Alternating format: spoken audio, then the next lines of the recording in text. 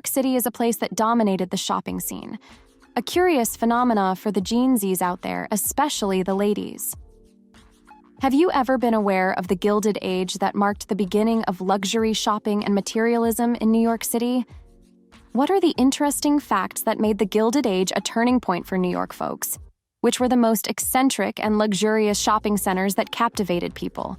Are the wealthy, lavished ones the only people who benefited in this era? Let's find out. Mark Twain was the one who coined the term Gilded Age, and he referred to this as the period from 1877-1900 that occurred between the Reconstruction era and the Progressive era. This was the era when industrialization was at its peak and the wealthy class people enjoyed the economic growth of the country, from which they were the most benefited. Other than industrialization, this era was defined by excess luxury, materialism, abundance, technical advancement, and extreme new wealth, which brought along with it unprecedented corruption, inequality, and extreme greed. Soon, New York City's status grew as America's cultural capital and melting pot. Now let's hook into the shopping sites that played a huge significance during this era. 1. Bloomingdale's in the mid-19th century, when most fashion retailers carried only one kind of garment. Bloomingdale expanded its inventory to include high-end clothing for men and women, and this became a great fashion phenomena. The American luxury department store chain was founded in 1861 by Benjamin and Lyman Bloomingdale.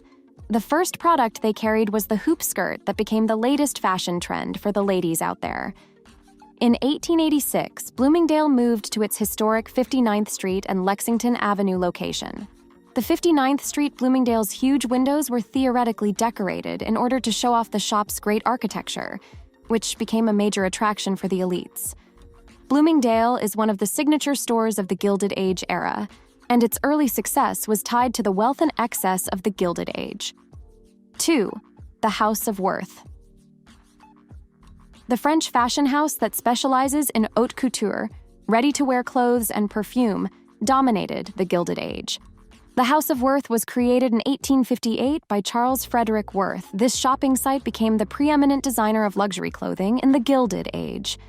For party occasions and other celebrations, the elite women first preferred this company as it became a trendsetter for gowns during the Gilded Age. Charles Frederick Worth was the Englishman that played a major role turning Paris into the fashion capital of the world. The socially ambitious women went to the House of Worth every year to buy all the clothing, mainly the nightgowns, tea gowns, and evening dresses. Bustle is a framework built up inside a dress that allows more fullness and supports the drapery in the back. This style was intensively promoted by Worth, who desired to stimulate the silk manufacturing industry in France. He also made costume gowns to be worn at fancy dress balls. The House of Worth was the most successful during the Gilded Age, and after the era, they did not have the same command of the haute couture market. 3/8 Stewart and C.O. Alexander Turney Stewart, the American entrepreneur who made his multi-dollar fortune in the most extensive and lucrative dry goods store in the world, was set up in New York. Stewart's department store represented new roles and lifestyles of urban Americans in a variety of ways.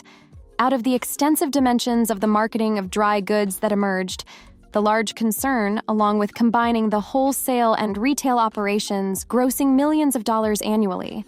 A business organization was established, and it came to be known as the department store. The structural change and unique combination of marketing and management practices made the department store a diverse merchandise. The Marble Palace opened in 1846 at the corner of Broadway and Chambers Street, was a 4-story Italianate building that was enlarged several times in order to accommodate the growing business.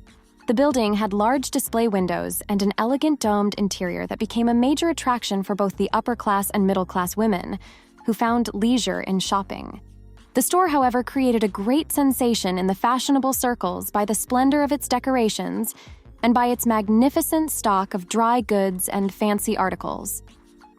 Stewart's department store became a paradise of fashion during the crucial years of the Gilded Age.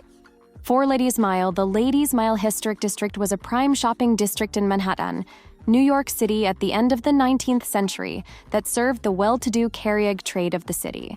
It was the very first area in New York City where ladies felt comfortable going alone without a chaperone. In Ladies Mile, there were storefronts that satisfied the middle-class women. Many of the small shops and large department stores in Ladies' Mile specialized in custom-made anything. It historically served as a commercial retail center for New Yorkers and was considered as the heart of the Gilded Age. According to you, which is the shopping city that became the game changer of the Gilded Age? Let us know in the comment section below. Don't forget to subscribe for more content just like this and be sure to hit that like button too.